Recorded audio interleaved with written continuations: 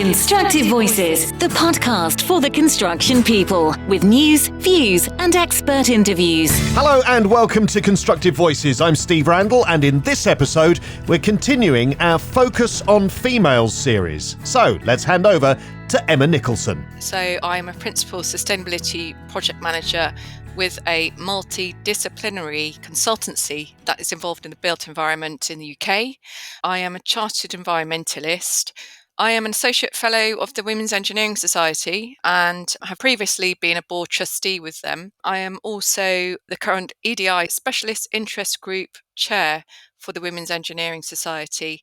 I have about over 23 years industry experience. Thank you, Emma. I'm Zenan, and I'm currently working in WSP UK as a Senior Energy and Sustainability Consultant or Engineer. And I work with clients across different industries to help them deliver net zero carbon buildings and support them throughout their project's life cycle. By education, I'm also a scientist. I did my PhD in renewable energy studies, and I also come from Bangladesh, where I completed my undergrad studies. I'm also a certified data scientist, so I'm trying to work in the intersection of the built environment, sustainability, and data science, and how we can make data-driven decisions in our business decision-making capacity. Zenan, it's such a pleasure to interview, and thank you very much for sharing your time with us. You've done a PhD. Could you tell us a bit more about what that has entailed? Yeah, for my PhD, I did my PhD at University of Nottingham, and I specialized in renewable energy systems, particularly for community energy systems. So I was looking at how can we use PV and battery storage to make the best of community energy. So if, let's say, one household cannot afford PV, but another household in the same area can afford PV and battery, how can we combine those two a need for PV and then the financial aspect of it to ensure that the whole community can work together as a prosumer, which actually means you're also producing and consuming at the same time.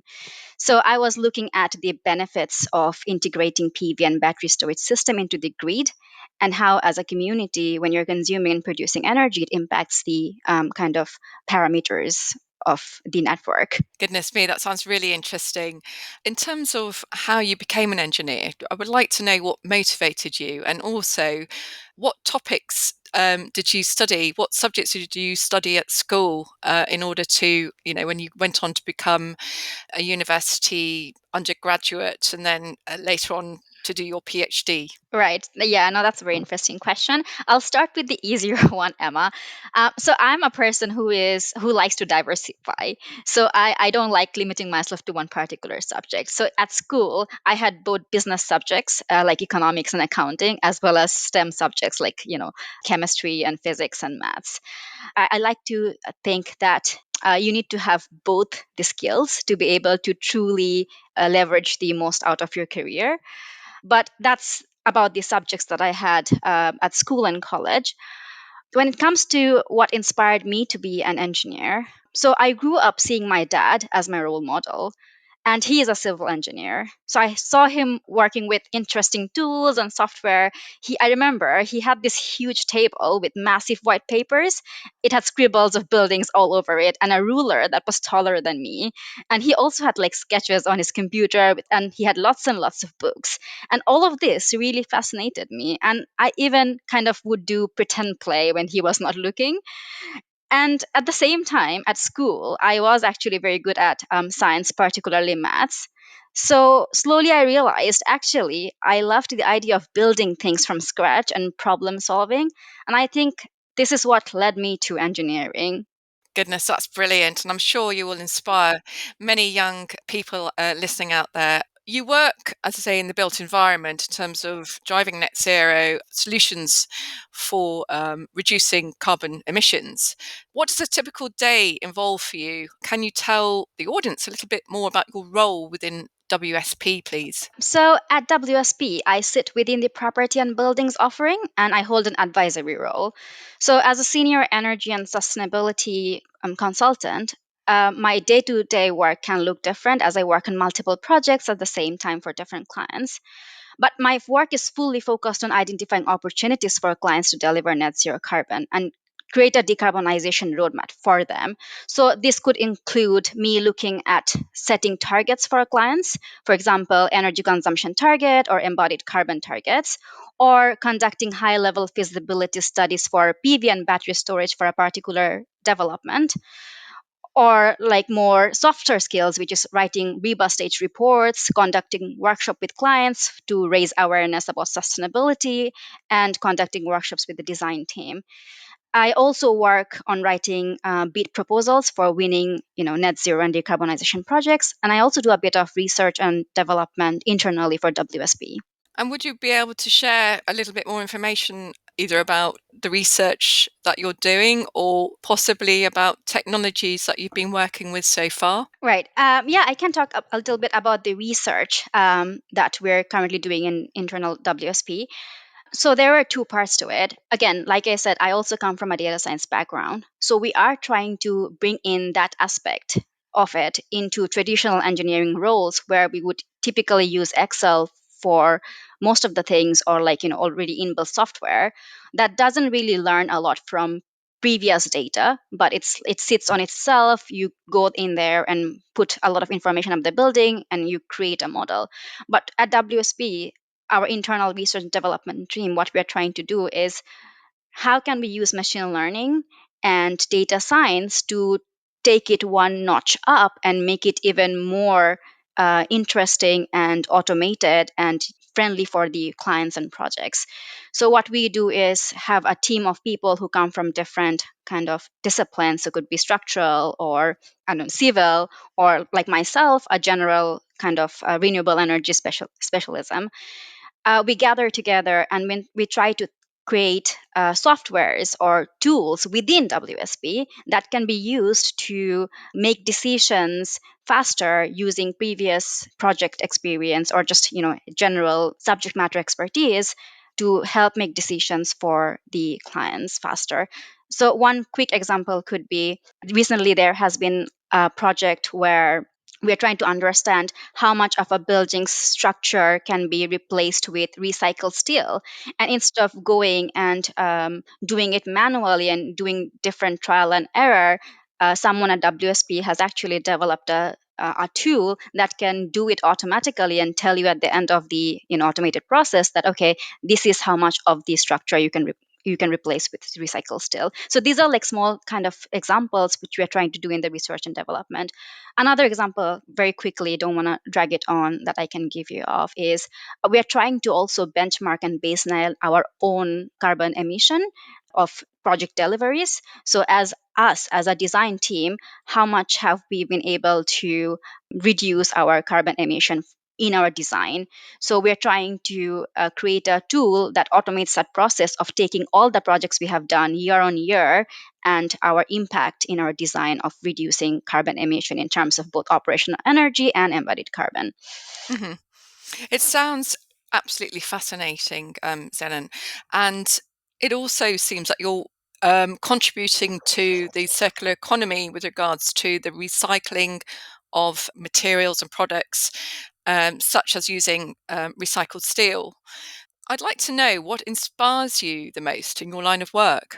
So I think being able to be part of the energy transition movement is what inspires me the most. But of course, also at the same time, being able to kind of spread awareness about climate change and inform clients of the future of the built environment in terms of sustainability is what inspires me as well, because I get to help them to be future ready and impart my knowledge on my understanding of net zero and decarbonization and where it can be in the next 5 to 10 years. So taking the client through that journey and embedding the sustainability aspect in every kind of project cycle is what really inspires me. I think that that is an excellent response, then, and so thanks very much for that. And how have you found it being a woman in the field of engineering? I actually have had a very positive experience, Emma, in terms of attitude towards females in a male dominant industry. Like I mentioned before, back home, because I come from Bangladesh, where I did my undergrad, we actually had many females in our class, and our male counterparts and teachers were very respectful. And I think it was the same in the UK. Whilst not as many female peers in my course, but everyone was really indifferent to gender when it came to gaining knowledge, participation, and project work. So I had a very good experience. And even at work, at least in my team, I've never felt I was not provided an opportunity because of my gender.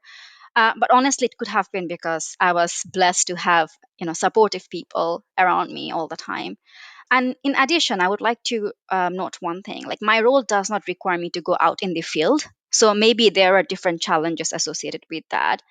And I think this emphasizes on the fact that no two engineers look the same, and not everyone is required to put a hard hat and work outside. There is a place for everyone, from sitting at home and doing building information modeling to high level advisory, like what I'm doing right now.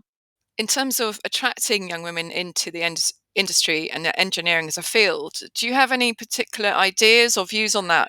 So I would say, Emma, starting early during the formative years, I think that's really important, because how each of us are brought up in our household and how the gender biased rules are passed on from one generation to another, I think it's really important that we eradicate that preconceived notion from a very early age. And it's not really about forcing people to be an engineer when they do not want to be an engineer. It's more about exposure and validation, and telling them, look, this is also for you and you can also do it. And I think, secondly, media representation matters a lot, and again, not just for gender, but also in terms of diversity. When I say this, it also relates to me, because when I see someone like me being represented in the media, an immigrant, Muslim, um, as an engineer and a scientist, it makes me happy and tells me, you know what, it's possible. I too can overcome the challenges and break the glass ceiling like them. And lastly, I believe we need to look into the whys first before delving into the hows. And I'm sure there are lots of research around it, and no doubt about that. But I think it's really important we talk to women at different levels. So, women who never thought of getting into engineering, versus women who dropped out, and all the way to the one who stopped working in this field altogether. We need to know what is it that kind of made them take that decision. Yes, indeed. And also, has there been a particular female that has inspired you in the engineering profession or as a scientist? You mentioned that your father was very inspirational, and I just wondered if you also had a female who was inspirational too. Very good question, Emma. And this is, I think, where the sad part is. Growing up, I did not have a female role model. However, when I started working, so in my early career professional stage, I started seeing lots and lots of female engineers, and I do have one person, actually two people in mind. One is Sharmili, and she is someone like me.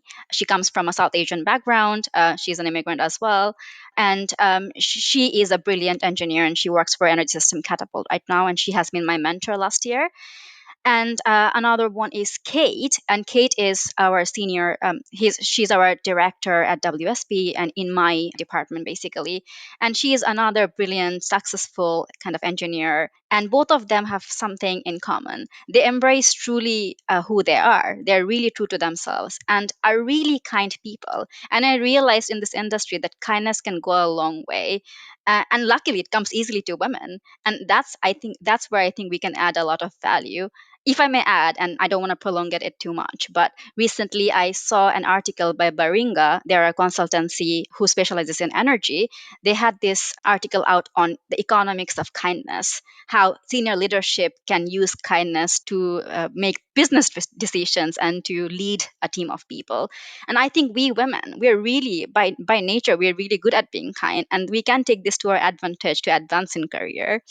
I think that's really refreshing to hear, and also to develop those soft skills as well in terms of 100%. leadership and developing a person as well.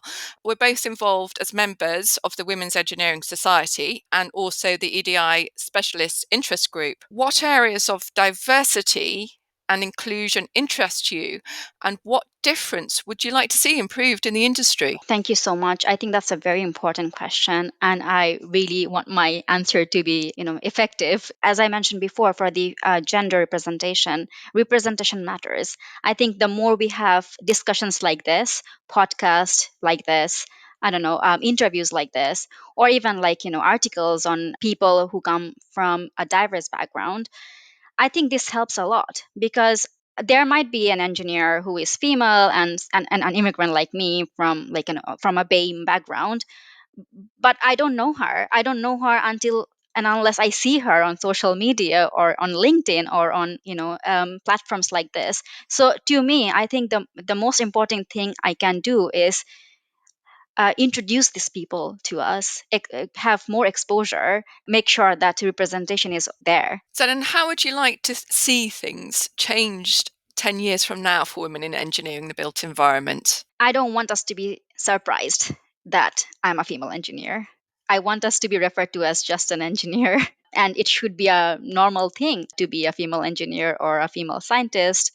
And we should be focused more on coming up with amazing innovations and creative solutions, regardless of gender and ethnicity and background. And you're also really pushing the sustainability agenda. On a similar vein, what would you like to see in future years from now in terms of improvements in sustainability within the built environment? Um, One thing I have noticed whilst working on projects is that it's never on the top of the list. So I think putting it on top of your list and finding ways of removing the financial constraint of getting there is really key and instrumental to making sure sustainability is embedded in our decision. Oftentimes, working on projects, I see sustainability as an add on or a fluffy topic. It's never one of the priorities, and we need to make it a priority. And unfortunately, the only way we can do is by having clear mandates or regulations. It has to be mandatory. So that's what I want to see. I want to see that in the coming years, sustainability becomes mandatory. It's not something that's secondary. And I think, like I mentioned before, we also need to think about the cost implications. How can we make it more accessible and affordable by the mass? Oftentimes, I see clients backing out because they just don't have enough, funding in the pot. So how can we come together to make this, to eradicate this problem, and make sure that everyone has access to, sustainability opportunities? I think in the future, how we design buildings now, we cannot imagine designing buildings without, structural input and HVAC design, right? So in the future, sustainability should be equally important, where you cannot imagine designing buildings without any, sustainability principles. Zenan, you work as we know in the built environment, and it can be at times challenging, and also engineering can be challenging as you're kind of like resolving problems, working out solutions. Can you provide sort of an example of a challenge that you've overcome and what that might have entailed? Yeah. I think it's now. So I actually had like a bit of a career change, not a massive change, but it's just the way I'm used to. So I used to be in academia, and then I used to work on projects that was more software based and again more data driven. And then I made the shift to consulting and industry, and I started working with core engineering design team, and I think that was a great shift for me in career in terms of how to communicate different ideas and the technical discussions as well, how to navigate around it. I think that has been the most challenging for me. I'm not used to sitting in a design team where people from different disciplines, structural, civil, facade, they're giving inputs and having to understand those technical bits and bobs. That has been the most challenging so far. And the way I try to kind of navigate around that is by asking questions. I think we should never shy away from asking questions, regardless of what our level is. Like whether you're a senior engineer or you're a director or you're a junior, it does not matter. If you don't understand something, we should always go for it and ask it. If I don't ask it, I will not have that in my knowledge bucket. Okay, thanks very much again, Zenan. In terms of work-life balance, do you work flexible hours or do you work full-time? Do you have any hobbies, that you might like to, kind of like enjoy at the end of the day or on a weekend? Yeah. So I don't know whether I'm lucky or unlucky, but I live by myself. So I don't really have to balance a lot of things for my family because, I live by myself. So I come back home and it's just me and myself. So I have all the time to myself as well. So I think whilst it's tough managing everything single handedly, I have it way easier than most of the people. And I have a very flexible working system as well. I work from home most of the time. My office is like 40-minute walk away. So if I ever want to go, I have that option too. I can always go and work with my colleagues. Again, my land managers are pretty supportive. And if I'm having a bad day, they kind of understand and can resonate with all the mental health issues that comes with it. So in terms of flexible working, I think it has been really, really great so far for me. In terms of extracurricular activities and my hobbies, I love volunteering, Emma. So whenever I get an opportunity, I would sign up for anything that requires me to kind of contribute to something for either the society's betterment or for my self development. I coin myself as a lifelong learner. I do a couple of things. I'm a teaching assistant at a data science bootcamp platform where I teach people or help support people in understanding the machine learning and data related problems. I also mentor younger kids, and I'm also currently involved in reverse mentoring at my workplace. Where being a junior member, you mentoring a senior member, and that has been really, really refreshing. And then I also work with the Energy European Youth Network. They are a not-for-profit organization, and I work there for one of their task forces where I'm working on energy policies for youth. And currently, we're focusing on energy poverty and how it impacts, the youth in Europe. So I'm involved with all of these things, and most of these things are quite nerdy. But beside these things, I think I enjoy doing a lot of interior design and handy stuffs around the house, trying to be my creative self. Wow, you sound such a busy lady, Zenan. That has been so inspirational. I have really enjoyed listening to your answers and just getting some insight into your background as well and your everyday life.